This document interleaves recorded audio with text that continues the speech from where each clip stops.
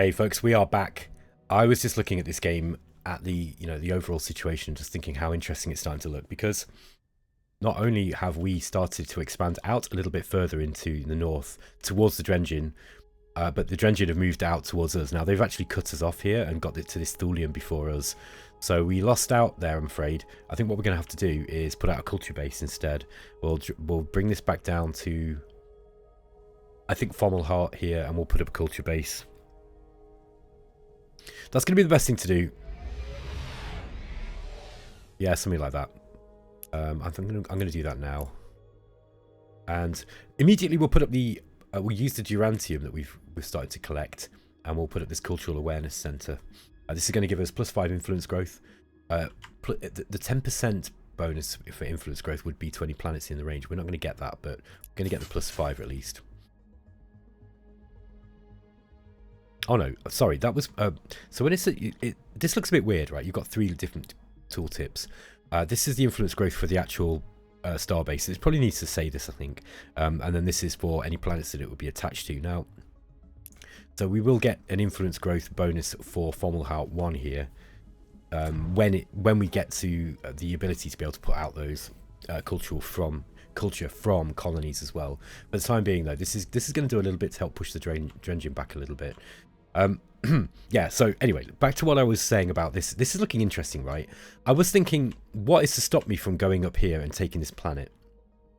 And the answer is that we are going to be very, very close to both the homeworlds of the Mimot Brotherhood with Fen here, and then we've got Toria for the Torians. And we're already pushing it really with Lapra 1 and 2 being taken. Again, we are going to have to get a base out here to push that back. We're actually pushing back on Honda 1 here. We're going to take this off those guys eventually. It might take a long time though. But yeah, I think that this is turning into quite an interesting Mexican standoff. And let's just say that we want these guys as friends over the Drengin. The Drengin are dangerous. They are very, very disagreeable, let's just say. If we look at the diplomacy situation, we haven't actually talked to these guys yet, but we'll come back to those later. Firstly, we'll have a look at the Torians. Now, the Torians seem to have lost their upset with us. Look, they were bothered by the fact that we were pushing on their territory. They were saying, "Oh, we share a border." They don't seem to be quite so bothered by that now. I do wonder if we could... I mean, an open borders agreement with them might be a good idea. We could assign them a diplomat as well. The problem is we don't have any money at the moment. Let's look at the Drengin. So, yeah, you'll see these guys, like, they're nihilists. They're aggressive, and they're expansionist, and they're cruel. So they like to pick on weaker civilizations. Because of that, they won't pick on... The interesting about the Drengin is they don't tend to pick on you if you're really strong. So there's probably not a whole lot of chance of those guys attacking me with the scores being as they are. I do think that they're less likely to go for us. Now, I actually think the Torians are more likely to attack us, and that's because they are a little bit closer to us with regards to power levels. If you look at the military power here, the Torians are at the top. Look, let's just get rid of the others out the equation just for the moment. So we're just looking at ourselves, the Torians and the Drengin. Yeah, we're kind of in the middle. So while this looks like this is an interesting kind of Mexican standoff, actually, I don't think the Torians and the Drengin are going to be friends, and I think that they're not strong enough, or they're not big enough at the moment to really threaten us, and they're not really big enough to threaten the Torians either. So we don't have, like, one thing we could do, if we really wanted to make the game easy, would be to get an alliance with these guys. I mean, it wouldn't make the game easy in the long run, but it would certainly make this situation difficult for the Drengin. I think they wouldn't have many allies in the area. What's the Archaeans saying? Go to show all. Yeah, it's too early in the game for any diplomatic stuff, really. Yeah. Now, the Archaeans are an interesting one. They can also be quite aggressive. They're expansionists and they're opportunistic, but they're not sort of as malevolent, I guess, as the Drengin. We don't actually know where they are yet either. It'll be interesting to see what we can find. Okay, let's carry on. Okay, we're at Geode. Now, we've got a whole bunch of other ships that we can start getting. We probably do want to start building something in the way of military ships at some point. But I think for the time being...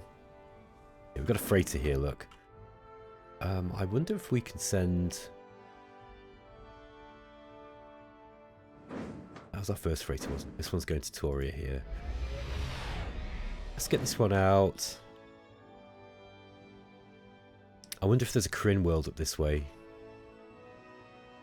I'm a fool for not sending a probe further up that direction. Looks like looks like these guys are sending some freight down our way. That would be good if we can get some more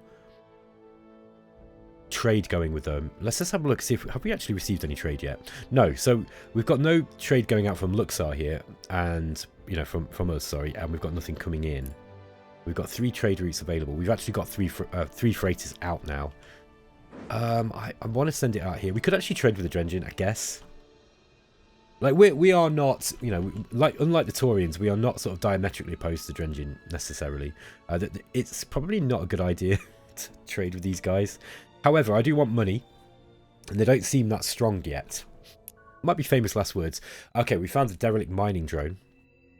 Our flagship finds a derelict mining drone drifting aimlessly in space. The drone appears to be from an advanced civilization and is still functional. Your engineers managed to reprogram and repair the drone. On confirmation, the drone is added to your fleet, providing increased mining capabilities and efficiency for resource gathering. This is going to give us Helios ore, or we can have Durantium. Helios ore is rarer, so let's grab that. We can use this one in... this will come in some of the later technologies that we... for improving star bases, ships, that kind of stuff. Yeah, I think we're going to go for another probe. I wonder if we can make a better probe. Let's just have a look. Okay, here's one thing I didn't show you when I was showing off this new ship design feature. If you go to options, you can actually go to advanced edit mode. And what will this will do is this allows you to... This brings it back to the old system where you could kind of like, add your components where you like them. It's entirely up to you if you want to do that. Don't feel obliged to. Honestly, I quite like customizing them, but you don't need to. You really don't need to. Okay, we've got 5 equipment on this. It will already have a probe module, I believe. Okay, maybe not. Okay. Yeah, okay, so we've got the probe on there. Now we want... I mean, we could make it faster. Yeah, none of these are going to help us. We don't need to have a weapon on it, I don't think. I'm not bothered about that. If it gets destroyed, it gets destroyed. We could... That's going to cost Prometheum. We don't want to do that. Now, we could lose its hit points and get... and get more move. The unshielded thruster, that is. Yeah, it's +3 moves. We'll do that. Ah, okay, it's too heavy. Oh, that's 5 mass. My bad. Okay. But let's get just the interstellar drive on here instead. Here we are. Now, I don't know if that is just what your standard probe comes with, to be honest. It is quite possible that I've just recreated the probe. Got the new probe. Let's just have a look at the old probe and the new probe. So the new probe moves at 12. Yeah, it's the same. I've successfully recreated the same thing that I had before, basically. You can successfully delete this one. Sorry about that, folks. But there you go. Let's just get another probe out. Okay. This game's moving quite quickly. It's part of the reason is because we don't have a whole lot of colonies. Yeah, we want to get this antimatter as well. We do that. We probably want to get a shipyard up here as well. Oh, look at the manufacturing on this. It's so slow. Yeah, let's get that rush built, and let's get another manufacturing district up. No point in we can't do much with this planet until we've got it, fully up and running. It might have been better off just being left as a colony for a while, but there we go. Let's see what happens. Yeah, okay. Ship idle. Look at this. There's a manufacturing relic and there's Durantium here. Now, even if we can't take this planet, it might be worth getting a starbase up there. The only problem is, like I say, the Torians are likely to push out their influence and take it eventually. All right. Yeah, look, the Drengen are actually sending a lot of ships down this way. Now, they're sending freighters down here. They might be trying to trade with us, like we are with them. The most popular civilizations. Oh, that's us. Who'd have thunk it? We've actually beat the Mimot there. That's kind of strange. Now, I think part of the reason would be because we actually took that cultural progression in egalitarianism, which allowed us to have those 3 free colony ships. Hyperwave radio provides instantaneous communication regardless of distance. So, this gives us an extra policy. This is the main reason why I wanted this, but it also leads to the diplomatic stuff too, and trading. Anomaly detection. We could improve the quality of our worlds with the planetary adaptation, or we could go for the orbital ship assembly. Now, this puts 10% capacity on all your ships. That is pretty cool. Or we could go for trade networks and get more trade licenses and get more money. Industrious replication would give us 10% manufacturing. That would be pretty handy too. Honestly, right, every single one of these is a really, really decent thing to get, pretty much. Like leadership recruiting would give us another policy. We've actually just got, you know, this one, but we could get another one. We could actually drop our income down even further and increase, you know, further increase our research like that. That would really, I mean, look, we lose about a credit, but we gained quite a lot of research. That would probably be a good thing to do. Alternatively, we could increase our shipyard. We could start pumping out ships, or we could get the the approval, the approval in the influence growth. Honestly, I'm happy with it like this as it is. We could even push our research and manufacturing even further if we were willing to take less money. The thing is, we haven't got much cash. That said, if you start getting a bit of a lead in technology, one of the things you can do is start selling techs to other people. And as you've seen, like with the Archaeans there, they actually paid a whole lot of money in order for us to, treaty revenue. Look, they paid 22 per turn, and that put them into debt, but they were desperate for that technology. So yeah, that's one thing you can do too. So the diplomacy really is the core of this game. I'm starting to realise, and I think the more that you play with the diplomacy, like the more sort of interesting the game is, and the more you can get out of it. Let's talk to the Kryn and see what they've got. Okay, they're not doing so well with research. They have got weapon systems though.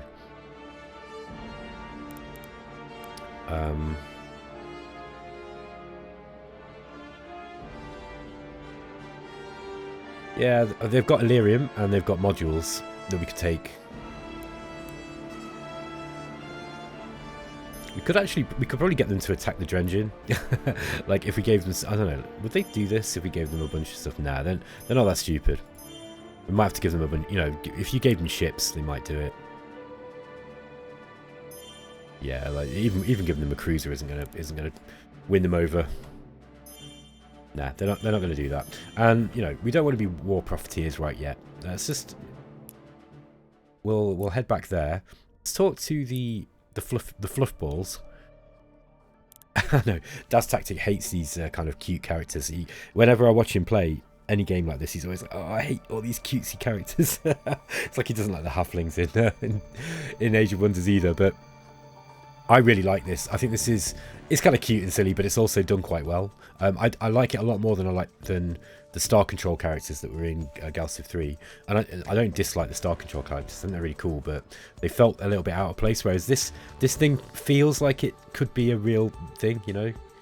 You've got defensive studies here. I wonder if they trade that with us.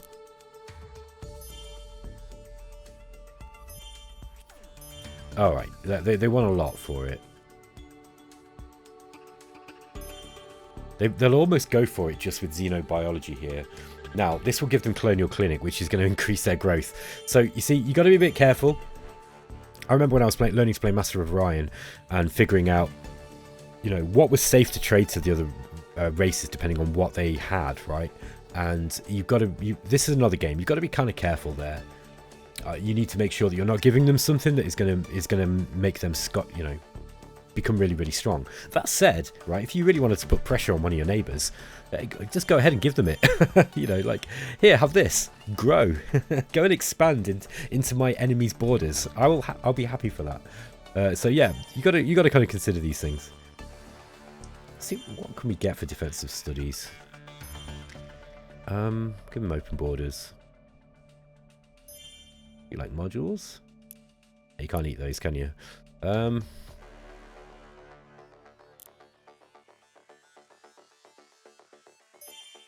Yeah, they'd take asteroid mining. We could probably persuade them here and then get some money out of them too.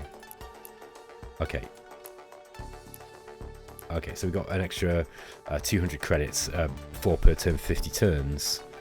And we're giving them Universal Translator and asteroid mining. So they're going to be able to start going down that path of being able to do diplomacy with people.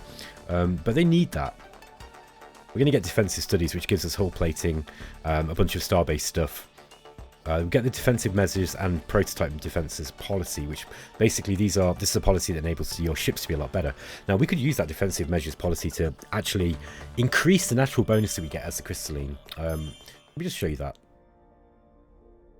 So here we are, prototype defenses. This gives you +2 shields, armor, and evasion when you're in your own areas, I think. Oh no, this is defensive measures. My bad. So yeah, there we go. It reduces ships' range, but increases their hit points by 20%. So if you're under attack, this is a really, really good one. Like 20% hit points is no joke. It's quite a significant boost in combat. All right, let's carry on. Here on Geode. Okay, so look, we could actually put up. Yeah, the coordination beacon might be a good thing to put up here. This will increase our influence growth. That's only 1 per civilization. I wonder if that might be better. That might be better put on Honda 2. Yeah, look, we could put that up here. I think that'll be a better place for it. The reason why I want to do that, by the way, is because Honda 2 is closest here to Torian, and we need to do something about the potential culture flip that we're undergoing, with Torian on our border. Okay, let's go back to Geode and figure out what we're going to build here. We've got the Monsantium deposit. This is going to give us food and population, and Monsantium, which is a trade resource. The sooner we get that, the better, to be honest. However, we don't have the greatest manufacturing on this planet yet.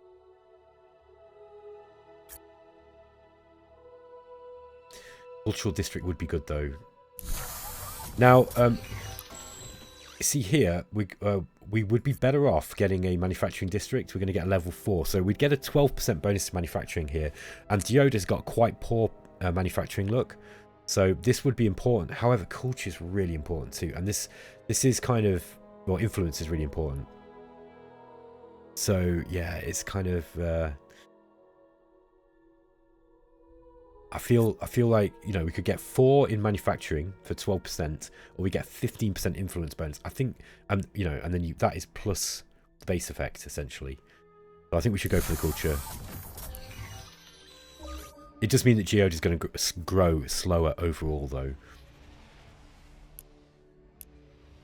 We need more control. That's one thing I would like to get. We will get it as we start getting through the tech tree. By the way, somebody in the comments was like, it's a shame that you played on a small map. By the way, look, we've got 2... there's my other colony, look. Yeah, we're not getting anything from this one, from Pippin 2. However, yeah, so this is big enough, right? I've got a couple of weeks probably to finish this before a new build comes out. And I'd like to finish the game if I can, and get it as close to finish as possible. So this is plenty big enough. Yeah, look at that. We've got antimatter down here too. I think there must be somewhere down here a slipstream. Yeah, it's going to be here somewhere. Okay, at the colony, sorry, the core world of Narita 3.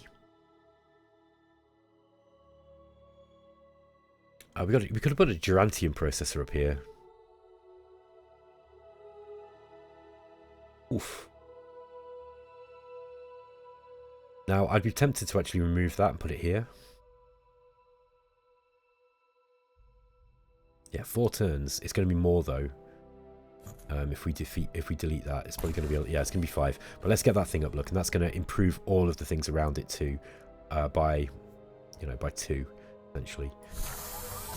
And then we're going to, what we'll do is we'll just get another manufacturing district up here and here as well. So we're just going to max this planet out as a manufacturing place. We do need more more people working on there though. That would help. Okay. That's a manufacturing relic up that way. Let's put these guys on auto explore now, I think. One of the things about auto explore is, I will say, is it can take you out of the game a little bit if, you know, things just explore on their own. So if you're the sort of person who hates having to manually control stuff, then, you know, obviously use the auto explore. It's going to be good for you. However, look, we can get out here. However, I would strongly recommend, as long as you can, manually controlling everything if it doesn't bother you, because you will remain focused in the game longer. Okay, we are. This is Narita 3. Let's get some asteroid miners out. I'm pretty sure we got some asteroids here. Oh no, we don't. Okay. No, in that case, no. I was looking at the Durantium. So let's change that up. What should we go for?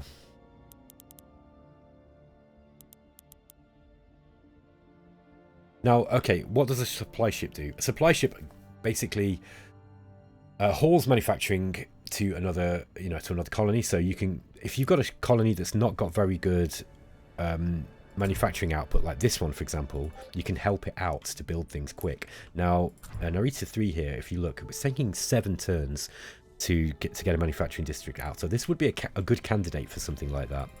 We also have the supply depot. That might have been a better thing to put up, you know.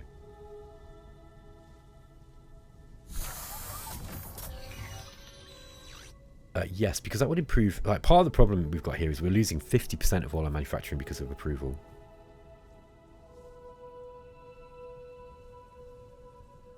Yeah, so this one would be this would be a good use for a supply ship here. Also, I kind of want more probes out, and I do need to start thinking about military ships too. Now, I don't think we've got enough. Population is not doing good, so. Yeah, and we're kind of running out of. This is like normally in a 4X game, right? If I'm at this point where I've got this few, colonies, I'd be kind of worried. I'd be like, However, do not worry. GalCiv is a very dynamic game, and things can change rapidly, and you have many tools with which you can use to kind of affect the outcome of the game. With that in mind, let's go for the supply ship. Do you know what? I really don't know what kind of game I'm going to play with this time round either. We're just doing the the basics at the beginning, but I'm interested. I'm not quite sure how we're going to approach victory. Now, Honda 2. Do we have any asteroids? Yeah, we got loads. Look at these delicious asteroids. Right, let's get a bunch of asteroid miners out. We've got a constructor here at Narita 3. Now, what was I doing with this one? This is an economic base.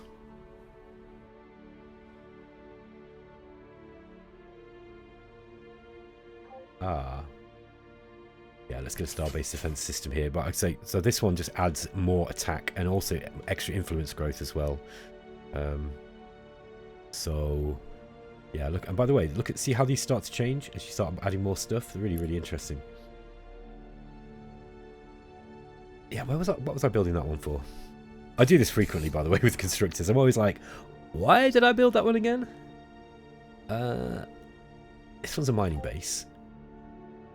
Oh, we need a Techopod hive in order to upgrade this one. So this is what I'm talking about with the late game sort of techs, or the more advanced techs that you need, and you need some of these special materials. Like, we could probably trade for a Techopod mining unit with someone, or Techopod hide, or whatever they're called. It won't show them here, but we could talk to them. You don't have them.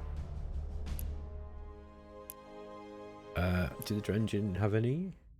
No, they've got Helios ore, though. By the way, what's going on here? Oh, yeah, the shared borders. They're not happy about that. Got to be a bit careful that they don't go to war with us. I think that they are a little bit weak at the moment. Yeah, I think they're a little bit weak to hurt us. Now, was there... Ah, there we are. We've got the antimatter. We've got antimatter. We've also got thulium out that way. Let's go and get that antimatter, I think. It's going to take a while to get out there. We've got another constructor here. Now, this one, I think, we were going to put up...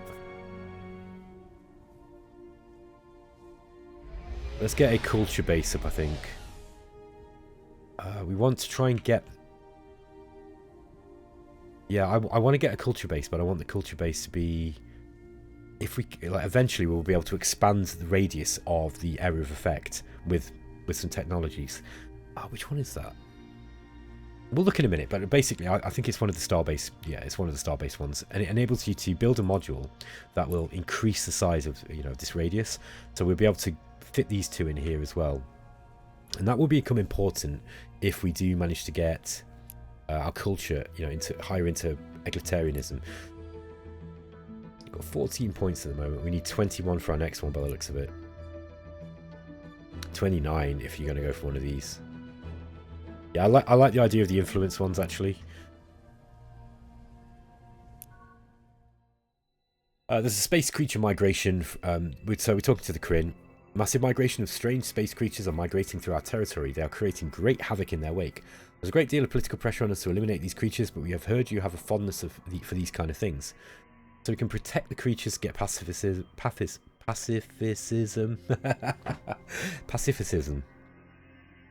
Pacifism. Okay, there we go. Pacifism. Cultural awareness increases to 4, or we could go for nihilism and get more money. Now, I have a better idea. We'll slaughter these creatures and extract new knowledge from them.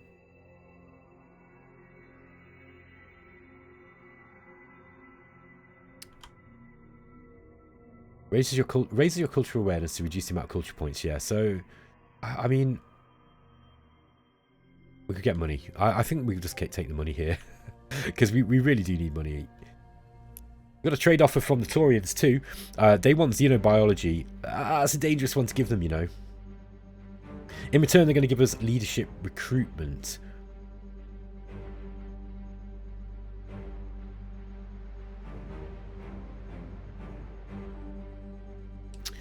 Um, 70 credits and leadership recruitment. You see, these guys have already got really fast growth, and boosting their ability to grow even further is probably probably not a good idea. We probably don't want to do this. That said, leadership recruitment would be good. For a start, the governor's mansion's a good asset, a good planetary, a good asset. Also, we get more policies. Yeah, let's go. We'll go with this. The Torians kind of like us at the moment. At least they're not openly hostile. Yeah, they're cordial. Whereas the Drengen are not so happy. Okay. We've actually overtaken these guys, by the way, in terms of research capacity now, which is pleasing. I think that's where that base was going. Oh no, we've already got this one here. Okay. Okay, so we've got another, an empty policy slot. Starbase specifications.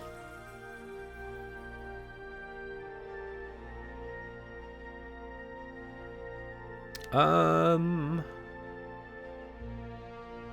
don't really know what we need here. I think we could go for the Cave of Echoes. That would give us the influence boost on our home world.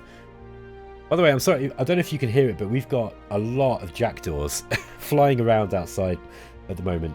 There's absolute colonies of them. And I like corvids, right? I like birds. I'm a big fan of corvids.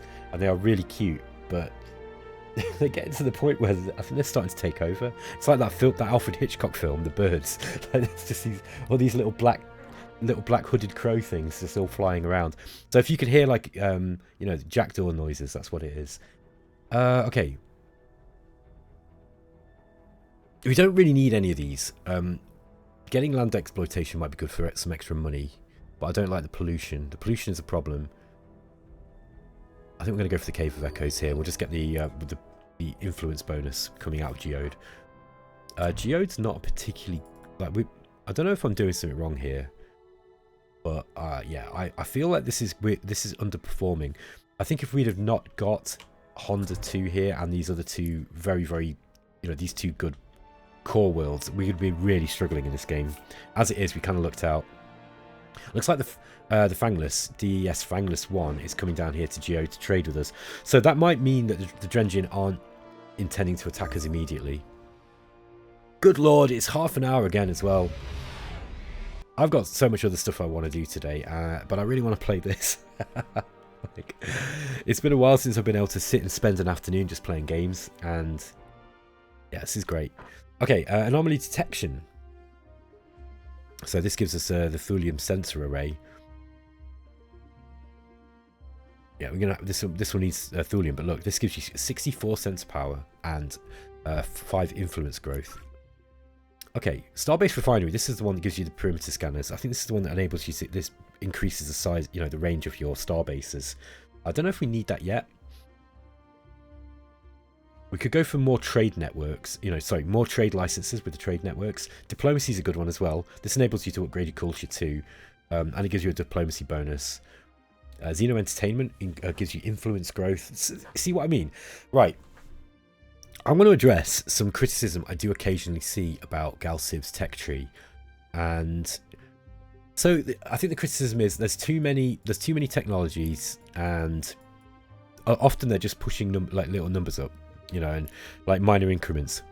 I really feel like the latest, like I think that was an issue with GalCiv4, the base game, but I think with Supernova, I think Stardock have really kind of figured out how to make these choices more meaningful. Because I'll tell you how I know. It's an intuitional thing, because every time I look at this, I go, I want that.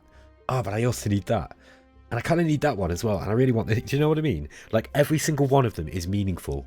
And as the game develops, it's not like those early branches, the choices that you make at the, nearer to the root of the tree. The ones that later down are just as meaningful, because there will be things going on that you need to deal with, right? That will require a very specific thing that comes from whatever it is that you're picking. So yeah, I think that this is really good now. I think this tech tree is really, really good. I think the presentation might be a little bit better. I don't really know what they could do with it. It doesn't look bad, does it? I mean, it's better than the one in Distant Worlds and that. And it looks very Stardock, right? I mean, like, this is not a million miles away from the one that they had in Fallen Enchantress as well, with the way that it's kind of laid out. Although in Fallen Enchantress, they had like a window here, and then the tech tree at the bottom, if I remember right. Been a while since I played that game. I love it though. Okay, yeah, sorry, I'm rambling. Let's get back to the choice. Evasive tactics is a good one for for your ships.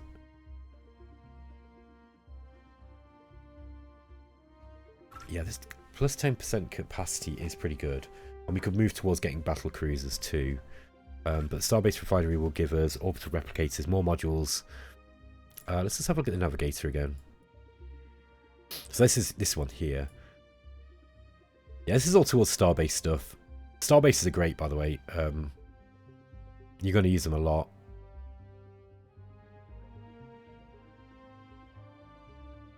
Unlocks the orbital factories for our planets. Now, this one might be a good one. It's kind of expensive at the moment, though. We've also got quantum computing. Let's have a look where that is in the navigator. There we go. That's this one here. That allows us to upgrade research. Now, we're already winning, and we're already doing well in research, but getting further into research is going to be good. This one here at Weak AI gives you a 5% flat research bonus, which is pretty big. There's another one later on that gives you an even bigger one, I think. When was it? Okay. Oh yeah, there we are. It's right at the end. So that's not quite what I was looking for. These are not the droids you're looking for. Battle mode. Industrial replication, 10% manufacturing. Yeah, let's go for that. Okay. If in doubt, go for a big number. At Geode. Probably time to start building some ships, bigger ships. However, there are more asteroids to mine. Yeah, military-wise, because we got that cruiser in the event, I think we're probably okay for a bit. Let's send this probe out this kind of way. Ah, no, stop. Stop, probe. I sent you the wrong way. I remember what I wanted you to do now. I wanted you to go that way, didn't I? There we go. With minimal ceremony, the first of your trading frigates pushes away from its slip. When it returns, it will contain a small portion of the galaxy's wealth. The first in what will surely be a long series of profitable exchanges for your people. No doubt. Now that will be with the Mimot, I believe. Let's go to the trade screen. Oh no, this is Toria. Okay, so that ship that left afterwards actually arrived at Toria first. This is only bringing 3 trade revenue in at the start, but we get 33% bonus already because we're the initiator.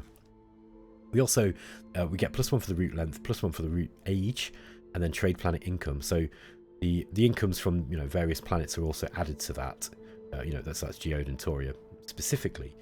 This will increase. By the way, these numbers get quite big.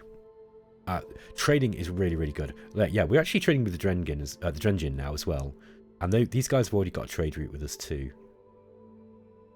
Now you see that the route length here is actually Narita to Toria. Oh, that's Narita. Okay, so that is further than Geode. Then we've got Geode to Drengi. Yeah, so as the route age goes up, this will improve. Very, very nice abstraction of trade in this game, I think. I think anymore, you don't want to be micromanaging trade routes, but also you want to be, they don't want to just be a flat number. You want to actually have some way of. This is a nice payoff, basically, I think, for setting up decent trade routes. I think the only other thing that maybe they could do is have trade routes that were threatened. So, if you had pirate ships sat on them or something that they could take from the trader. I don't remember if that was already in GalCiv or if that's another game I'm thinking of.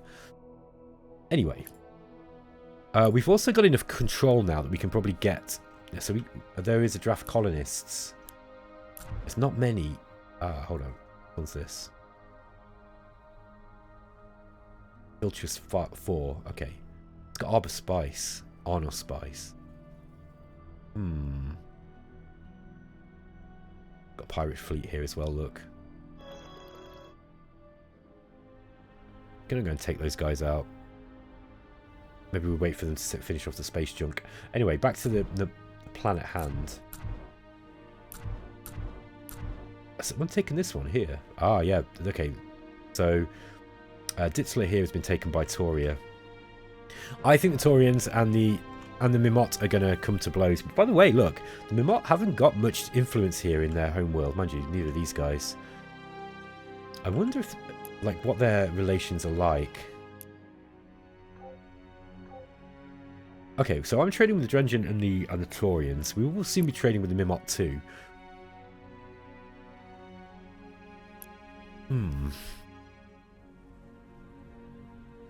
Yeah, this constructor, let's just get it out. Oh, okay, that's out of the range of Honda. We don't want to do that. Okay, we go to construct starbase, and this is going to be a communication starbase. This is, by the way, be warned. This will put you into, this. You're going to have a diplomat or someone assigned to mitigate the, the negative effect that you're going to get from doing this kind of thing.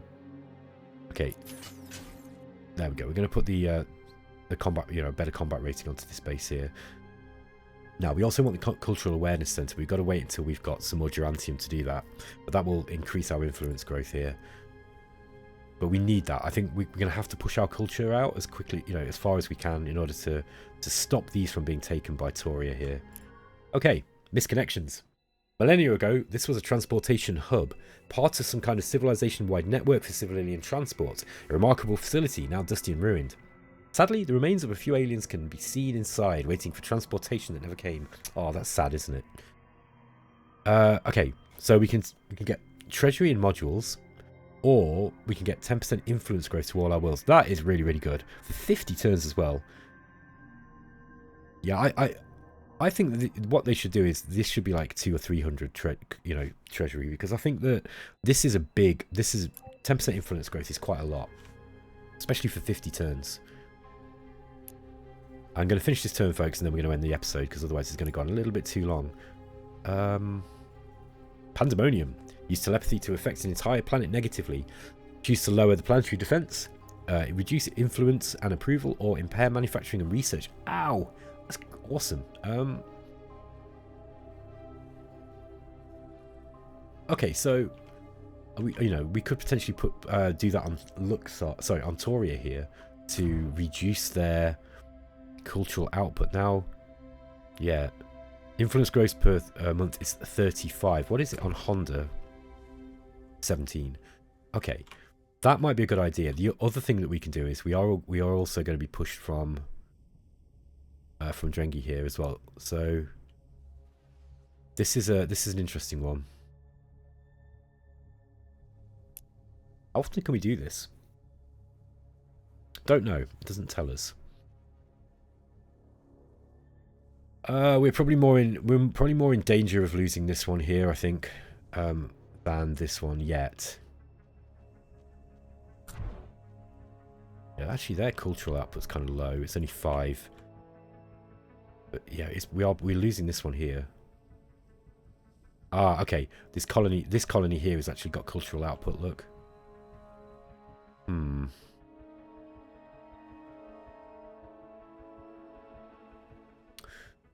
Yeah, maybe I'll do it on Toria.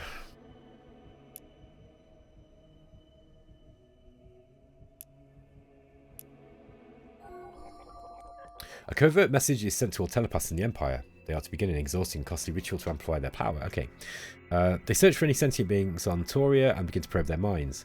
Their psychic connection remains steadfast, enabling them to subtly implant thoughts and manipulate the targets without detection, at least for the present. What should we make the citizens of Toria believe? Convince them they're on fire. Minus 50% planetary defenses. We can reduce influence growth and approval, or we can reduce manufacturing and research. Make them hear an annoying beep they cannot find the source of. God, that's upsetting. This is horrible, isn't it? This is like some CIA shit. Make them believe that every conversation is argument to be won. It's definitely CIA stuff. Okay, yeah, we're going to go for that. We're going to drop their influence growth and their approval. Okay, there we go. So their approval is very, very high. This is normal for the Torians, by the way, but because they get very high approval ratings, if I remember right. This should drop their output now, influence growth. Okay, I've got an asteroid miner here at Honda. Let's get this one up here. We're just going to slowly increase the manufacturing output of Honda. Okay, let's get this thing on explore. See if we can find where the Kryn are. We might be able to get a homeworld to go and trade with. Also, we are within trading range of the Archaeans too.